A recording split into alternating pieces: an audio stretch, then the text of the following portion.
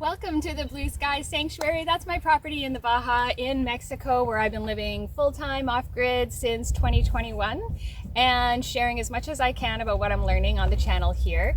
And today I just wanted to have some fun and share with you some projects that I've been working on outside that I've been calling the privacy projects. Basically, part of the reason I loved this property was because there's so much wide open space around it, but what that means is there's also really long sight lines, and people from thousands of meters away can see what I'm up to and see what I'm wearing or not wearing, and I just don't have the privacy that I would like to have. So just having some fun with some camera work today, and I'm going to share with you through time lapse some of what I've done here. So privacy panel number one is right here, and so what I did was first put in the metal posts. Those are really easy to get into the ground and easy for me to work with, far easier than the thick wooden ones. And they're also great during hurricanes because they're so thin, so the wind just passes right through them, or they pass right through the wind, however that works. But I used some leftover mesh from the fence. There is actually a fence around the property, but it's kind of invisible, which is awesome because it gives me that feeling of openness, and I can see all the nature around me. I can see the chipmunks and all the birds and the lizards and even snakes sometimes, and I love that. And so we had leftover of that. I used that and then wound the chorizo, which is wood that's really commonly used here for fences and even for roofs and shade structures and things like that. I had some leftover from the project we did in front of the camper when I first got to this property a few years ago. And then filled it with plants, and the plants have been thriving in there because now they're getting the right amount of sun, as opposed to before, like this passion fruit plant was really getting cooked by the sun. Now it's doing amazing. And I also have in here sweet potatoes, which I grow sweet potato greens from to put in my smoothies and juices every day. Basil, a banana plant that has been repotted, so it's taking advantage of the shade too, just to not be so heavily hit by the sun. The plants really benefit from that sometimes, so that has worked out well. The privacy panel number two is here at my fire pit, and as you can see, it's a pretty good sized fire pit, and that means we get some pretty good sized fires burning here. But even when I'm just out here on my own having a little fire, burning my toilet paper, the light from the fire illuminates the space, and then all privacy is lost. So I created this panel the same way as I created the other one, and I wanted to share with you just a bit more of what I have to do to make this happen beforehand.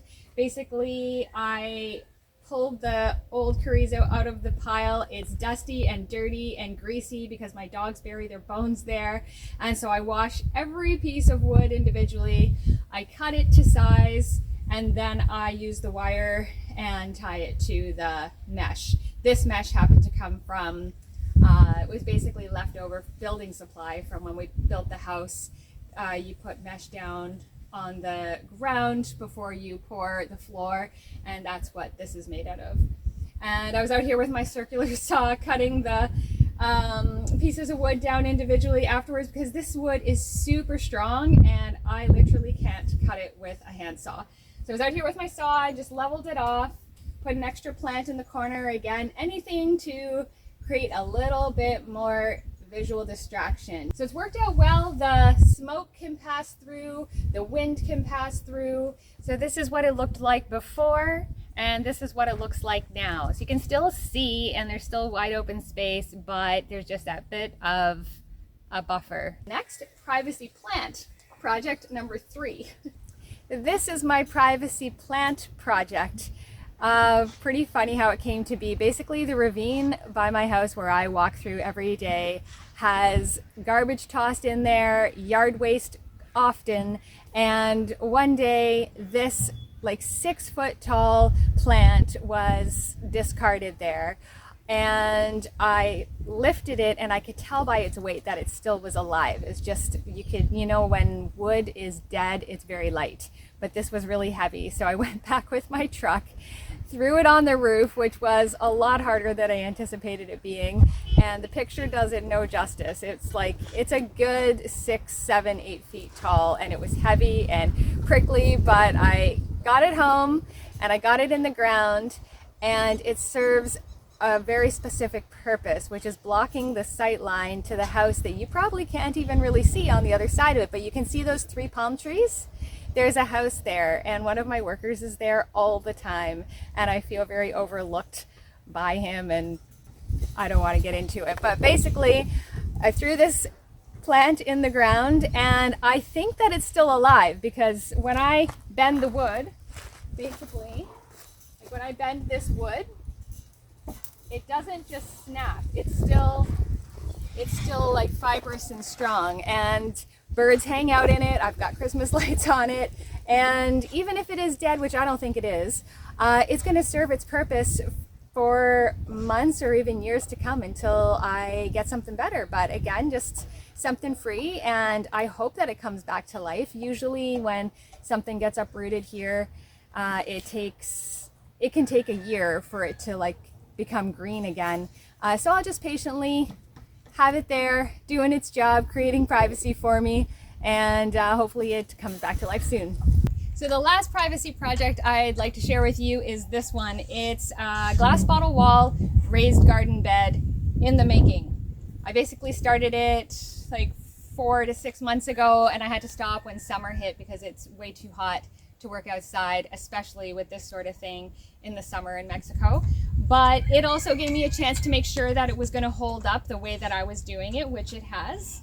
And basically the idea is I will leave the bottom open so the plants will be able to sink their roots into the native soil, but I'll also put some good quality compost and soil in here to make them really happy. This lemon tree is going to go into here, but it's going to lift this lemon tree up a good 3 feet because it'll be in the bed. So you can imagine that's going to give some great privacy, and it's going to protect this tree as well as the other plants that I put in here from these guys who love digging and chasing after things in the garden. So basically it's going to protect the plants, and you can see that I am not taking the tops off the bottles because they're going to be facing into the garden bed. You're not going to see them anyway.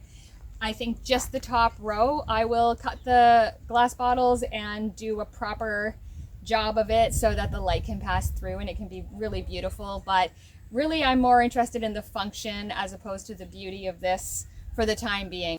This, just like the other privacy panels, was almost free to make. It's made out of 90% native soil and 10% cement. So I look forward to sharing this with you when it's done. Sorry about the chickens. They sound way louder than they are because the mic on the phone, the camera, is facing where the chickens are. So they're actually like 3 properties away, but it sounds like they're right here. Anyway, I love that sound. It's just the sounds of freedom and the sounds of Mexico. So I think that's it for today. I appreciate you tuning in. If you have any questions, put them in the comments. I love hearing from you. Your comments and questions always give me ideas for new videos, so I appreciate the exchange. Thanks again for tuning in. Take good care, and I hope to see you again soon. This is one of the ravines by my place where I find so many treasures. It, to most people, probably just looks like a dump, and it kind of is, but there's an infinite supply of glass bottles here. I pick them up week after week, and they get replaced week after week. It's a bit hard to see them. They kind of blend in with the terrain, but they are most definitely here and in infinite supply. There's also, random bits of wood and things that I call building supplies, other people call garbage, but yeah, I'm just trying to clean things up, make use of what's here, and be resourceful.